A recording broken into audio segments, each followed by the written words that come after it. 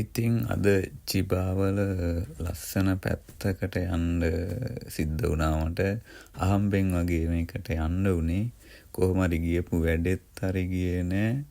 ඉතින් පැත්ත ලස්සන හින්දා එන ගමන් මං පොඩි වීඩියෝ කැලි ටිකක් හදාගෙන ආවා.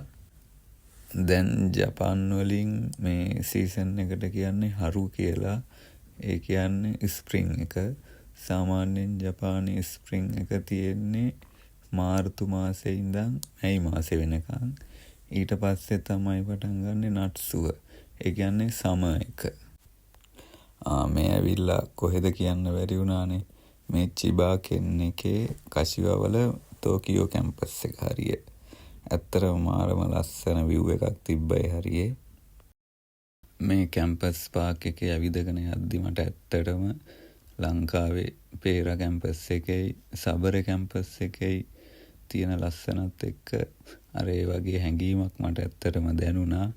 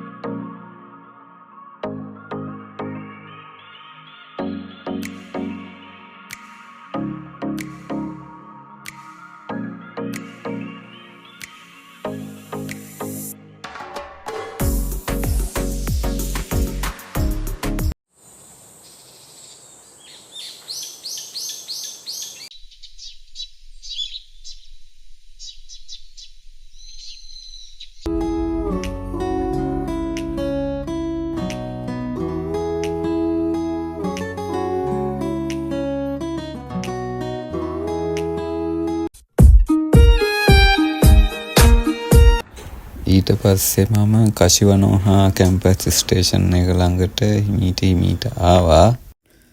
මෙතන මේ ස්ටේෂන් එක හරිය මම දැකපු විශේෂ දේ තමයි අර ගස් කොළන් ටිකක් වැඩියෙන් වවලා තියෙනවා මේ හරියේ. මම දැකලා තියෙන අනිත් පැතිවලට වඩා ඒක තමයි මේ වෙනසක් විදිහට මම දැක්කේ. Love with you, love with you, feel so true, feel so new. Love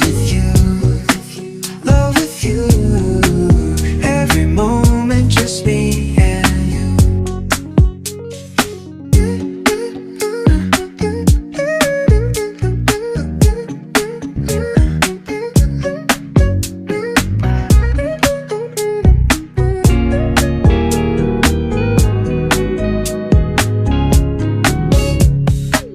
Every day you're shining bright.